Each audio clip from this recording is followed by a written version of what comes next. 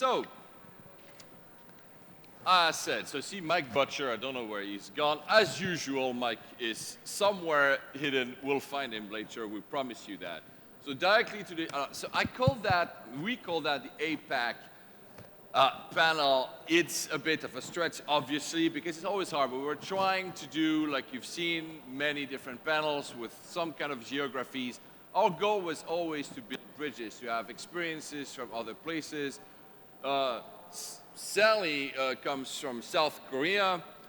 Gen lived in Japan, that's where we met for about, 13 years, I think, and now he lives in Shanghai. And Joyce lives in a very Asian country called San Francisco. So you'll see there will be very, I'll let them do, as all the other panels, their own talk for about 8-9 minutes, I think, for this one. And then we'll go into, again, questions and answers between us, but also if anyone here wants to ask a question as well. Now, of course, I have the actual planning in my pocket, so I don't remember who has to go first. If I do remember correctly, I think it's actually Joyce. Let me check that. Sorry, guys. Yes, it's Joyce who's starting. So, Joyce, you can do either you can sit, you can go on the lectern, you can go anywhere you want to do your. Do you have slides? I do. So, and they're there. Perfect. So here's a gift for you, Joyce. Oh, lots to hand. Oh, and now I will also note something because I'm actually very happy about it. So I hosted and invited 2 panels, the Southeast Asian panel yesterday and this one today. We are both the gender balanced panels because this is very important because a lot of I don't want to see white old males in all panels, so that's a good thing. I'm very happy to have a gender. Please, Joyce, sorry. The stage is yours. Thank you. I'm going to be coming back and forth between here and here since I have the clicker and the mic. So I'm going to be talking to you about Stellar. I'm actually going to be talking to you about money. And money actually, it stresses us all out, right? Joyce. Closer up. No. Just put it higher up. So I'm going to be talking to you about money, and money, it stresses us all out. It's the truth. We worry about paying our bills, right? We worry about our bank fees. But when we think about it, I mean, actually, the fact that I just said the word money, it probably made all of your stress levels go up a little bit, and I'm a little sorry for that, but it's an important topic. When you think about it, in the scope of the world's economy, even though money stresses us out, we are actually the big winners. We have bank accounts. We can get loans. This here is a savings account.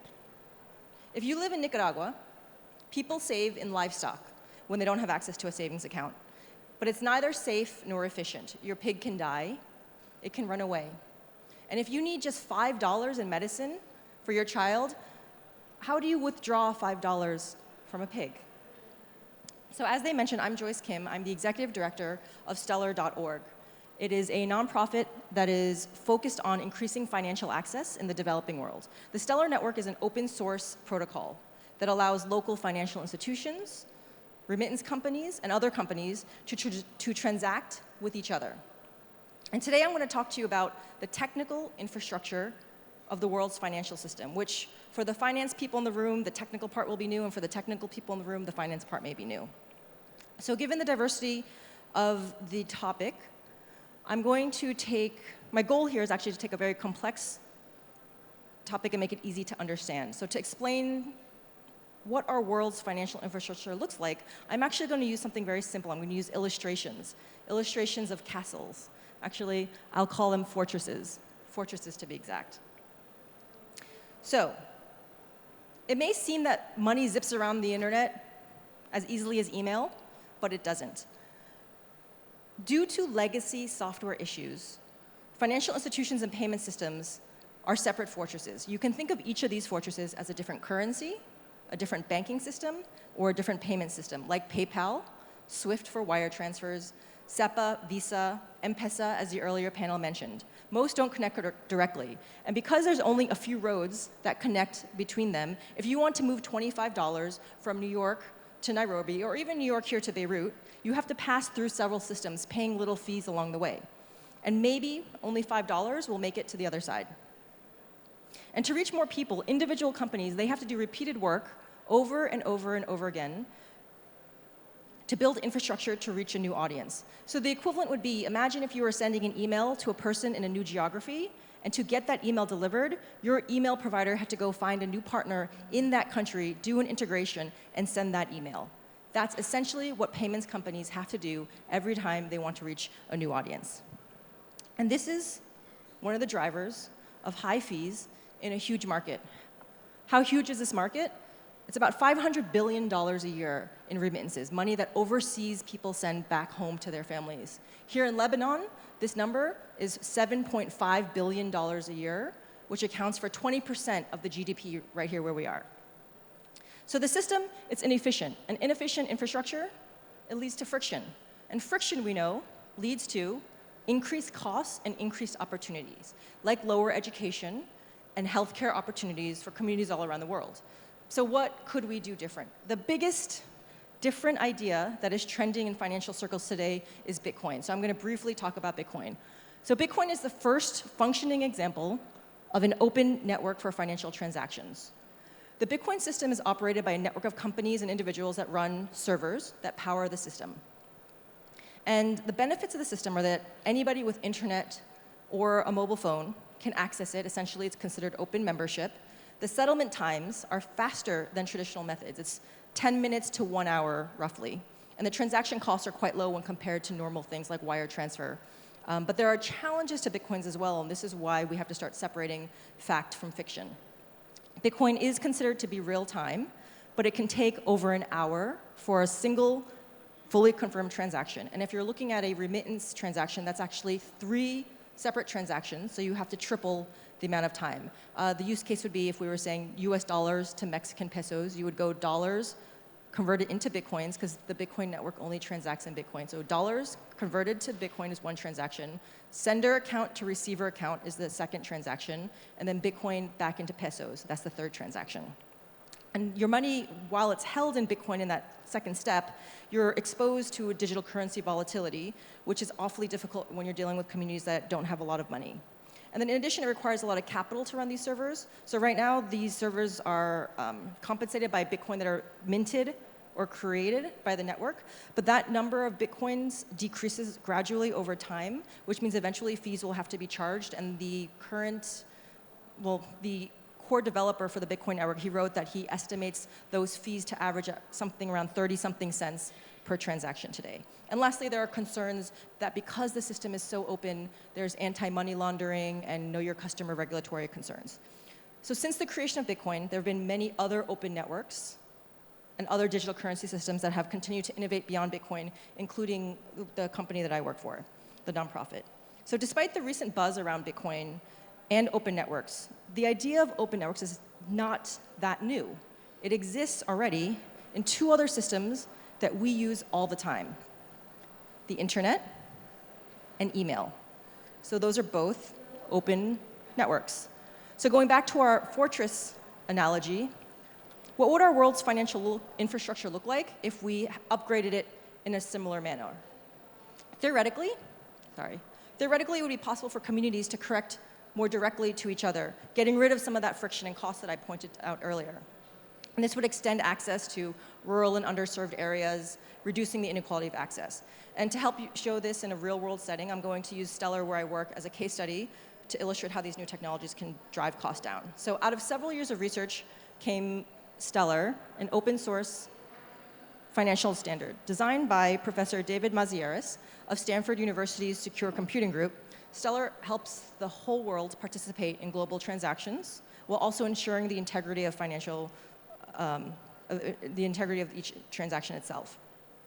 So what makes the network really interesting is that it supports any kind of asset, any currency, dollars, euros, pesos, direct into the protocol, mobile minutes, loyalty points, even things like government subsidies.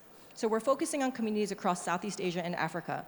And in one of our nonprofit pilots, we conducted over 6 million transactions. If we had used wire transfers for those 6 million transactions, it would have resulted in about $150 million in fees. That's a lot of money. If we had used M-Pesa, which the earlier panel referred to, the mobile money system in Kenya, it would have cost $2 million, which is a great savings, but still a little bit out of reach for communities that live on less than $2 or $5 a day. So on Stellar, those same 6 million transactions, they cost 20 cents total.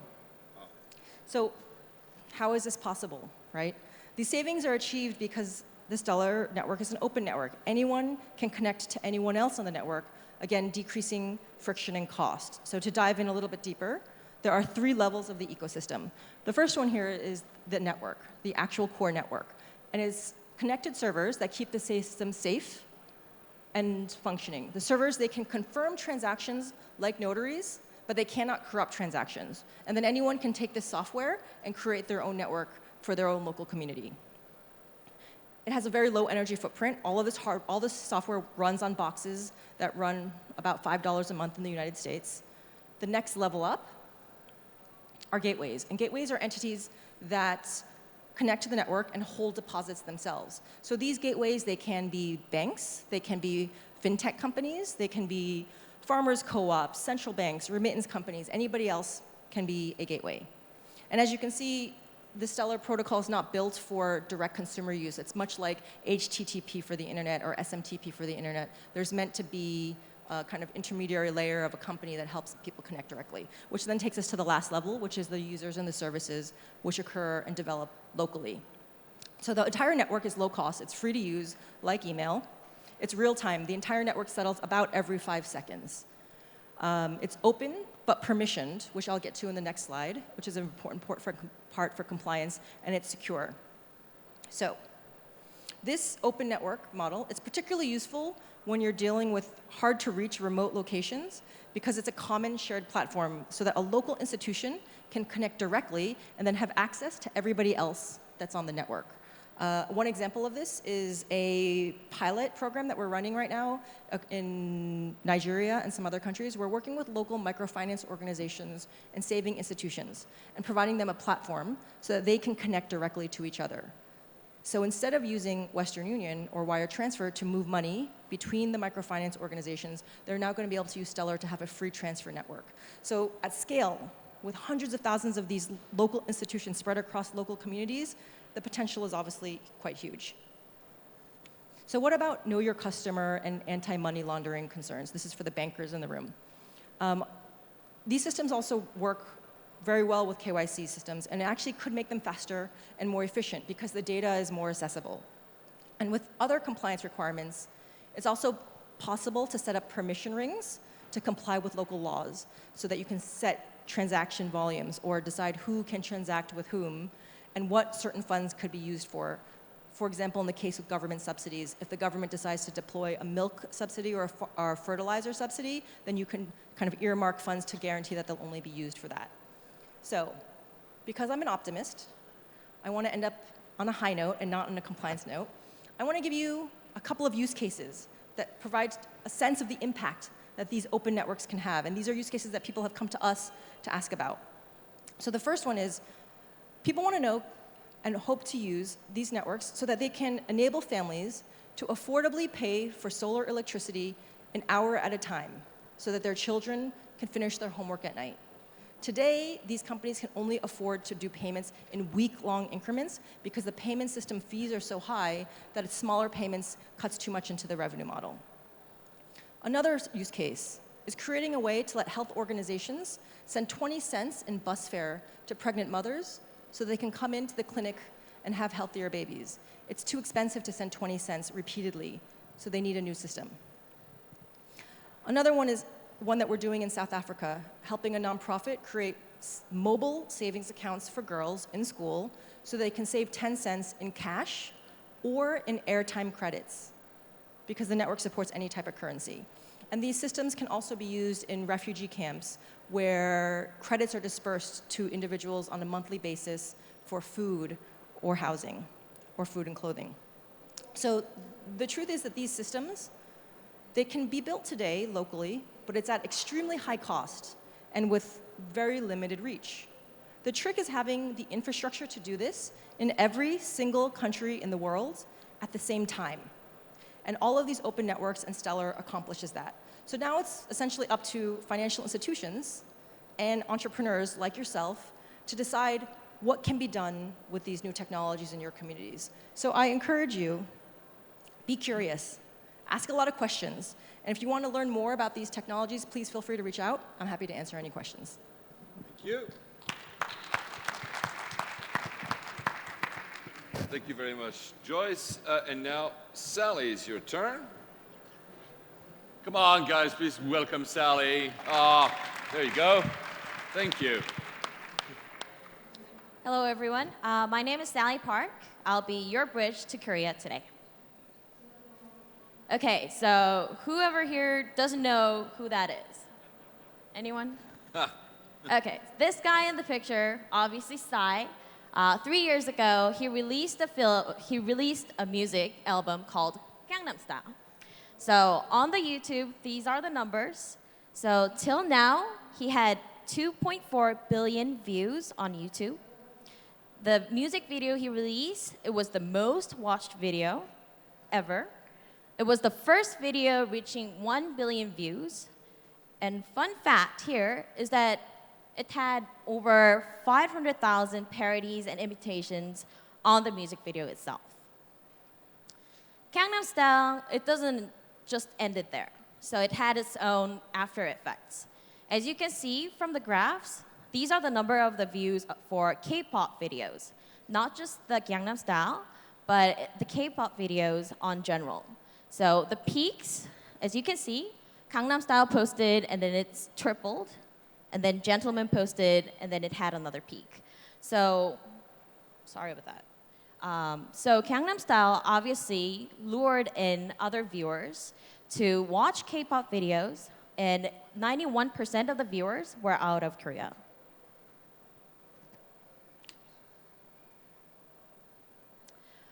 So as you can see, the Korean culture, not just Gangnam Style, is becoming more as a brand.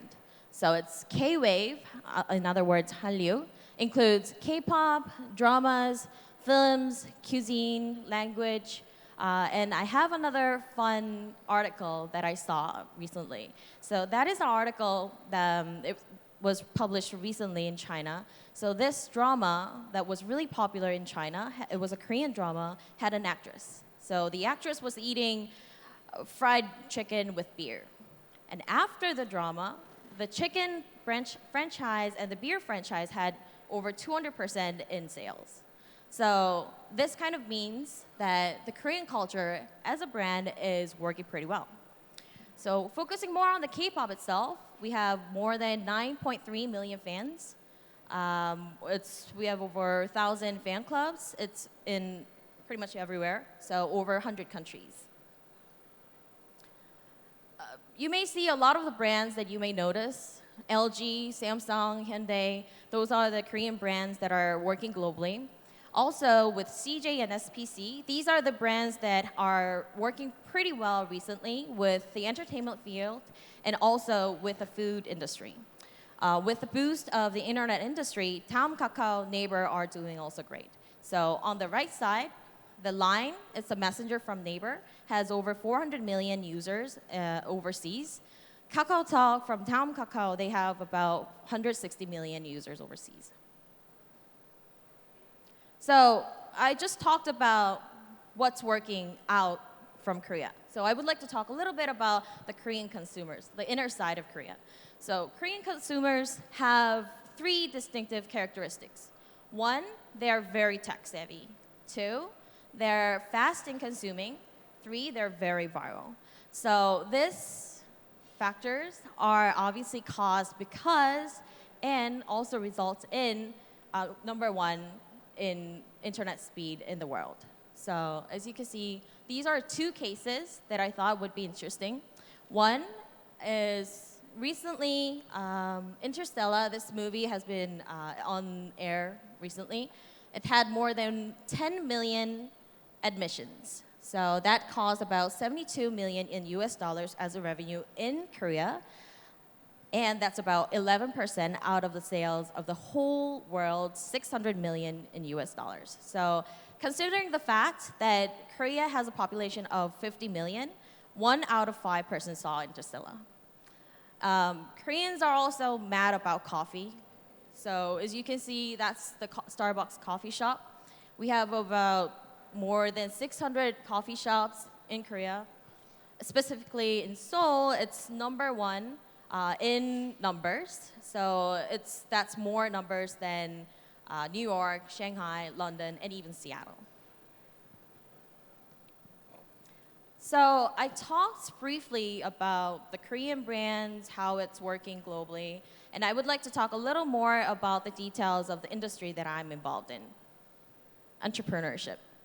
So past 6 years, I was a co-founder at a startup. The very first startup event that I attended was Startup Weekend, where I met Paul there. And then afterwards, I became a manager at an accelerator called K-Startup. And then I was a government official at a government agency named KISID. So I would like to talk a little bit more about my experience. Back in 2010, when I co-founded my own startup, hackathon was a new term. Entrepreneurship, it was a new term. So back in 2010, a lot of the Koreans didn't know or didn't care about what startup was. This is updated about a few days ago. As you can see, there are more than 20 accelerators, a lot of government sectors, more than 30 Korean VCs and even overseas VCs that are investing in Korea. A lot of networking and events, professional medias, startup medias like Be Success and Platinum. So obviously, you can see there's a lot happening in Korean startup industry. More numbers. These are the numbers of startups in Korea. They're increasing consistently. So in 2014, there's about more than 30,000 startups in Korea. Also, more than 6,500 angels. They're building about 1.5 billion funds as angel fund. This recent estimate is from McKinsey. So as it said, it's going to be over 48,000 startups within year 2020. And the estimates of the revenue of these small, medium businesses is about 300 billion in 2020. So a unique factor about Korean startup ecosystem is that government is involved a lot. So government is driving all the gears and everything. They're putting a lot of budget for the startups. So total budget for this year, 2015, was 14 billion. SMBA is specifically organized ministry for startups. The SMBA, Small Medium Business Administration, they have a budget of 8 billion. So out of that 8 billion, 4 billion is specifically for the tech startups. 2 billion is for the small, medium businesses focusing on commerce. As mentioned, government's doing a lot in Korea. Obviously, 14 billion a year, they're using 14 billion. It's going to be 32 billion next year. And they're doing a lot on establishing a business, to incubating, accelerating, also for the global programs, and even for the investments itself. So out of the 80% of the funds that are currently running, whether it's an investor or an angel or a startup getting funds out of the financial aids, those are coming out from the government. So the recent program that I have been managed is the global program named Global K Pioneers Program. So I have took up over 300 startups to Singapore, to United States East Coast and West Coast, to European countries, so to build soft landing platform for the Korean startups. Another fun factor is that maybe what you would be intrigued about is that Korean government is not just focusing on the Korean startups that are going outbound, they are also having an approach to lure in the talents inbound. So there's a specific program for the international companies. Once you incorporate in Korea, they give you a startup visa. So if you work within 3 months of time to incorporate in Korea and have business in Korea, then you get more than a year of startup visa to have financial funds, and you also have a co-working space, and you can live and try to work your business out in Korea. So I would like to point out, wrapping up, 2 key points if you want to go overseas, especially to Korea. 1, localization. Koreans are very fond of traditional stuff. When I say traditional stuff, it's not just something I wear. It's not something I see. It's more towards whether the business or service is focused mainly for Koreans. So if you are willing to go overseas to Korea, I would recommend talking a lot to Koreans. Maybe try to eat kimchi, drink soju, you name it. And I would recommend you to collaborate with the Korean companies. Secondly, figure out the key partners, key players that are in the field. You can always talk to me first, or you can talk to these guys. So these guys, like Be Success, Platinum, they are the famous professional startup media. They're writing a lot about the Korean startup community, not just in Korean, but they're also writing in English too. Startup Alliance, DCamp, they are the well-known networking, communicating organizations that you can talk to. And these guys are fabulous in communicating, and they're fluent in English. So contact them anytime, and they will be happy to help you out. So thank you, and I hope to see you in Korea very soon. Thank you. Thank you. And last but not least, Gen, again. Oh, yeah, your clicker. Thank you very much. Good morning, everyone. So my name is Gen Kanai, and I'll actually be talking about Asia overall, but largely about China. Just a quick background on myself, 20 years in the internet industry, 10 years with Mozilla, largely focused either on Asian businesses or Asian markets. Currently, I'm a mentor for both 500 startups and Chinaccelerator. And I'll post my slides on Twitter at my @Gen account later today when I get online. Just a quick mention about Chinaccelerator. This is basically there's a $250 million fund called SOS Ventures, and they have 6 different accelerator groups that they fund. Chinaccelerator is one of them, based in Shanghai, focused mainly on mobile internet services and apps and platforms. They have a pretty good net IRR, 20 years of history, funded 300 companies through all those different accelerators. Chinaccelerator itself is a 3-month program, 150 mentors, mostly basically helping Chinese companies, Chinese startups grow outside of China, or international startups who are focused on the Chinese market. Chinaccelerator is a great program to look at.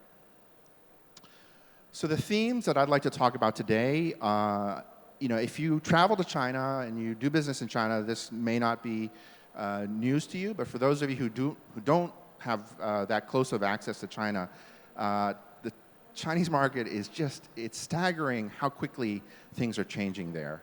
And I think it's safe to say that it's just the wealth creation that's happening in China is driving a lot of this change. Most Asian markets are mobile-first, mobile-only markets. Very different from maybe the U.S. or Europe, if you're familiar with those markets. And those strategies to be successful in Asia are probably similar to some of the strategies that are successful that you need in the Middle East as well. China is a big market, but largely everything drives to either e-commerce or games currently online. So those are the businesses that actually make money in China. And when you see all the activity that's going on in China, largely those are the 2 businesses that power the majority of things that are happening in China. And then finally,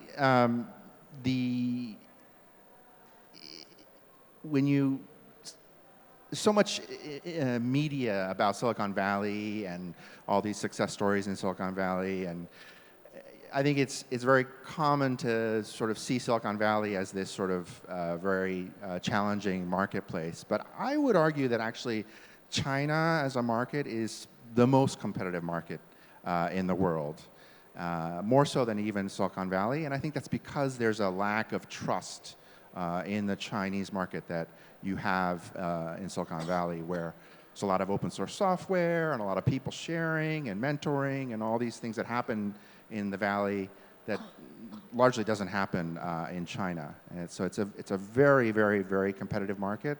Kind of anything goes unless you break laws. And that's not really appreciated until you live there and you work there. So e-commerce, just huge already, 15% of all retail, moving to close to 30% in 3 years. Basically, youth today, young people that I speak to, younger than me, they're busy. Either they're in university or they're fresh out of school and working. These young people, they don't go to stores. They buy everything online. All their groceries, all their everything, all their services, they're using apps. They basically, yeah. This is the youth of China are not. They're not buying retail unless they travel overseas. And when they travel overseas, they really appreciate retail experiences overseas. But Chinese retail experiences, except for the very high end, still leave a lot to be desired. And so people just would rather buy stuff online. And so it's staggering. A very, as I mentioned before, an ultra-competitive domestic landscape. I'll just, these are some of the biggest companies in the world are in here. I'll give an example just from the one on the upper right, JD.com. JD.com is either the largest or the second largest e-commerce company in China, Alibaba being probably the largest. This is a $45 billion company, just a gigantic company, and these guys basically have no international strategy. It's such a competitive market that you can be a $45 billion company and just be consumed by only the market in China. And that's, it's difficult to wrap your brain around that, because I think in almost any other country, you could not have a company this large that has no business outside of its domestic market. And so it makes for just, as I mentioned, a very ultra-competitive landscape. There's a lot of talk about autonomous cars. Everyone's looking at Google, Apple. Baidu just announced their autonomous prototype with BMW. The Chinese are very aggressively moving into automotive. There's, Chinese vehicles all over China. Quality is, not quite there yet, but give them a few more years and they will be catching up with the Koreans and the Japanese and the Europeans as well. Everybody here is familiar with Xiaomi. I'm sure this is just a staggeringly interesting company. It's actually an internet services company that makes hardware on the side. I think everybody thinks of them as a cell phone company, but they're not. They're really an internet services company where they're giving away the hardware for free. And they're trying to make money on the data and the services that are on top of the products that they sell. So just one of the best companies in China, certainly. There's a lot of talk about WeChat. I don't think WeChat is popular in Lebanon, but I have to tell you, if you do business in China, if you communicate with anyone in China, you're probably using WeChat. WeChat is just such a fascinating platform. It's such a powerful platform. It already has 600 million users in China. You can, obviously, all of the chat features that you have in WhatsApp, but better with the stickers. Just a tremendous amount of services, ordering taxis, ordering movie tickets. You can basically spend, if you're in a tier 1 city in China, like a Shanghai, Beijing, Shenzhen type of city, between the Alipay wallet and the WeChat wallet, you can basically spend the whole day purchasing items, going to restaurants, taking taxis, watching movies, and never take out cash and never take out a credit card. You can just use your smartphone to pay for everything. And so in many ways, China has a better e-money landscape than the Europe or even America. America is still struggling with e-money, and it's certainly not ubiquitous like it is in China. I could do a whole hour on Chinese VC trends, but I don't have that. I'll just go really quickly into some just broad trends on VC in China. More money there than has ever been before. There's a lot of money in VC. It's the second largest VC market in the world after the US. I would say that in years past, foreign VCs were very influential. These days, the Chinese VCs are so wealthy, they've been having some great exits and IPOs and acquisitions that they're now very, very wealthy, both the VCs themselves and entrepreneurs, such that foreign VCs, I think, are finding a hard time finding deals that they like. And so we've seen a number of relatively prominent foreign VCs basically, pull up and leave the market. Valuations were very high previous to the Shanghai crash, stock market crash this summer. After the crash, I think it's actually been really healthy for the market. The valuations have come down. It's become much more difficult for entrepreneurs to raise money, but it separates the wheat from the chaff. And we've also seen this big trend of US-listed Chinese companies trying to delist and move back to the Shanghai Stock Exchange, which is another really interesting discussion, but something you should also be watching. M&A and investments, this is really only a fraction of what's been going on in the green tech power industry. You've got a lot of Chinese VCs coming in and buying green tech companies overseas. In the internet space, you see Alibaba, Rakuten, Korean companies, Tencent, going on a buying binge, buying all these different companies overseas. So there's a lot of M&A activity happening. Finally, I think it's pretty obvious, but I do think that many people do underestimate China. I think many people might have still that image of China as the factory where products that you buy are made from. But really, the image you need to have is a very different image today of a country where it's the second largest VC market in the world, the second largest, first largest internet market in the world in terms of size. And so I think it's easy to have an older image of China unless you do business there, unless you travel there, unless you see the change that's happening in that market. So just reviewing, I really believe it's the fastest growing market due to the wealth creation that's happening. Still very much a mobile-driven market, largely e-commerce and games. The middle-class consumer in China is just a tremendous driver of a consumer of goods and services, and whatever Lebanese products and services you can sell to those, that gigantic and growing wealthy market, I think would be really powerful. I know that Lebanon buys a lot of products from China, but I don't see a lot of Lebanese products being sold to China or to Asia in general, and I think that's a hugely missed opportunity.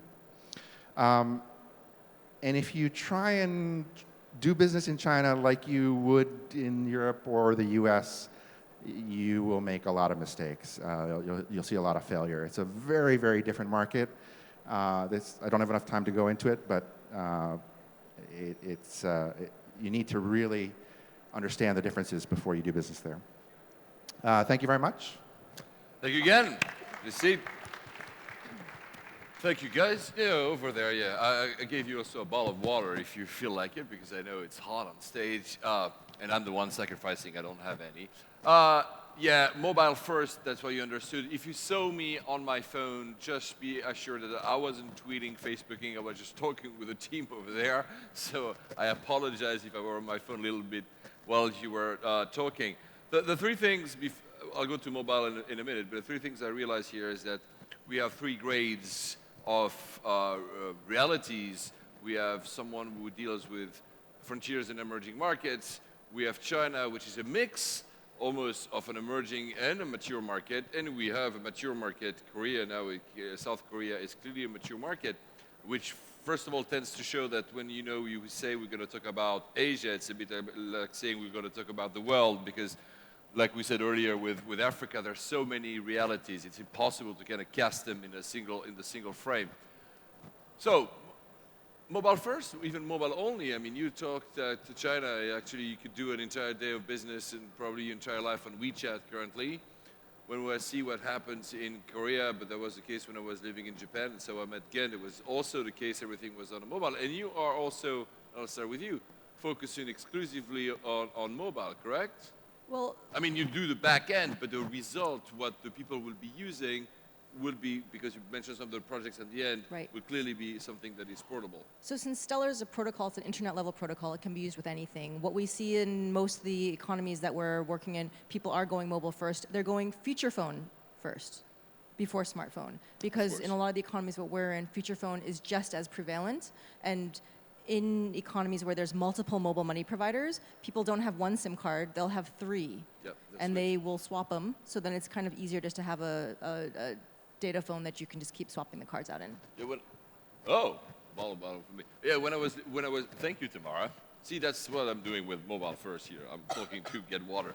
Yeah, when I was living in the Philippines, that's also what I experienced. You see a lot of people, the transactions are only made on feature phones, and like you said, people were switching cards.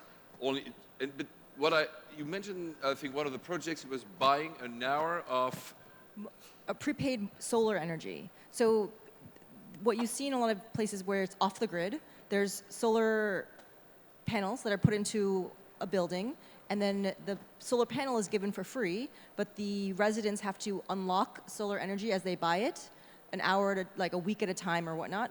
And it's actually harder for the families and the company to do an hour at a time, because a week is a larger amount, and when you're sending $10, it's actually easier and cheaper than sending $1, right? So they'll rather do the larger increments than the smaller increments, but the families they don't have many financial resources, so it's easier for the families to pay day by day rather than a month at a time or a week at a time. Yeah, I thought about that because when you said it, you reminded me, I think in Indonesia you can buy data on your mobile by the hour as well, so very small increments of. But now, if I move to China, which is in the middle, so you live in Shanghai. Shanghai is obviously the mature part of China, and like you said, the reality is, what was the title? It said, do not underestimate China, but at the same time, it's really hard to know what goes on in China because of a lot of the regulations, a lot of the foreign services do not exist, and vice versa. That created almost. You remember when we were living in Japan? We used to call Japan the Galapagos because it was completely different from the. Is that not the case in China, which is so different that there's almost no link with what people are experiencing here, for instance? Yeah, whenever I travel and I leave China, it's so rewarding. I can use YouTube, I can use Google services, I can use Facebook, Twitter, without a VPN. In China, obviously, the firewall, the government censors a lot of these foreign internet services, not only because of they want to control information that's coming into the country, but it also benefits the domestic Chinese companies who've been able to build up, billion-dollar positions, Baidu, Alibaba, Tencent.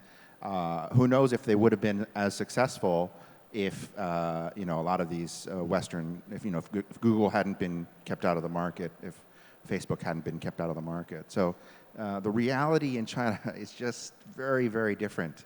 And so it's, unless you do business there, travel there, know people there, and understand the reality, it is, it's when I leave the country, I physically feel a very different, the freedom, information freedom outside of China versus inside of China. Shh, you're not allowed to say that. It's the reality. I'll go to you, Sally, in a second. I just want to ask you something because I forgot earlier.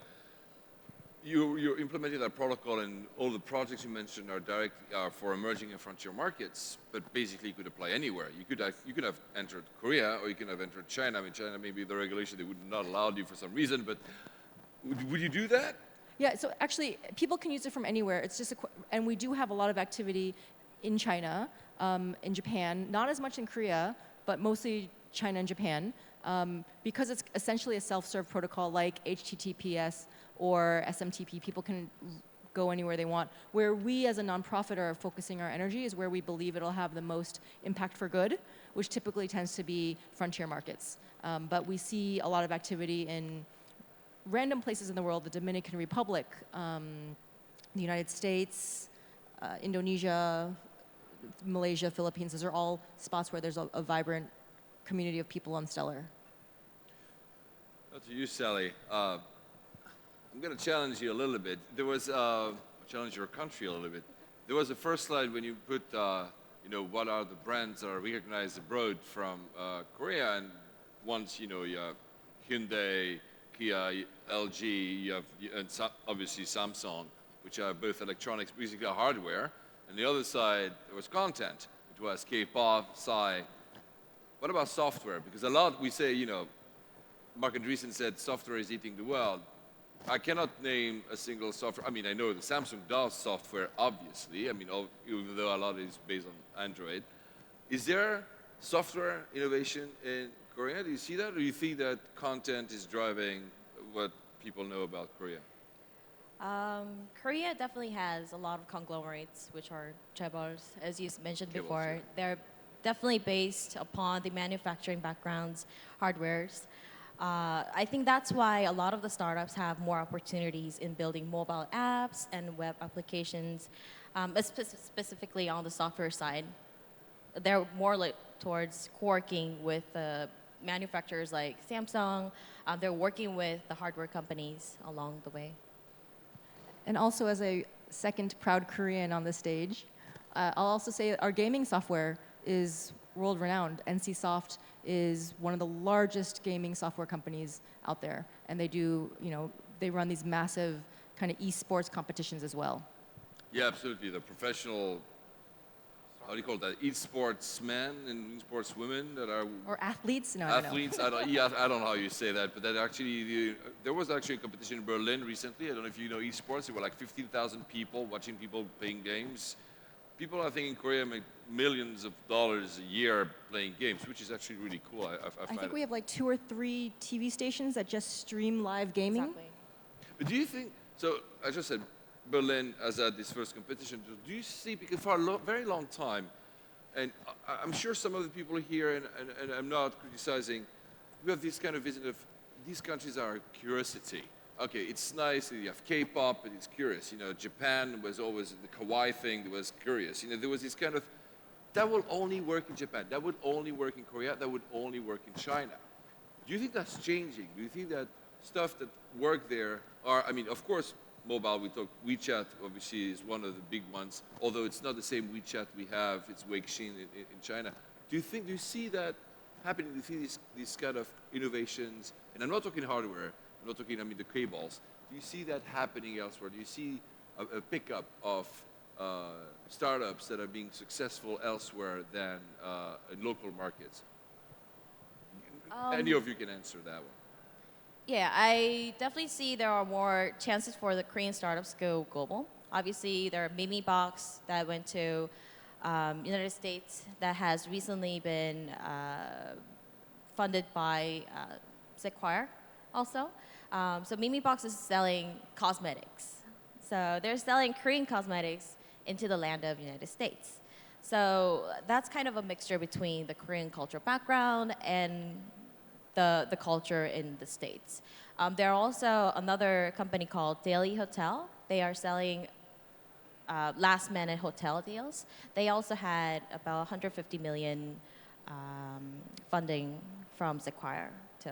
So I definitely see there are more chances for the Korean companies going global, and there seem to be more appearing very recently, within 3 months of time to 6. You can both answer short answers because I can hear in the background they're freaking out, but I'm still keeping the stage. Go on.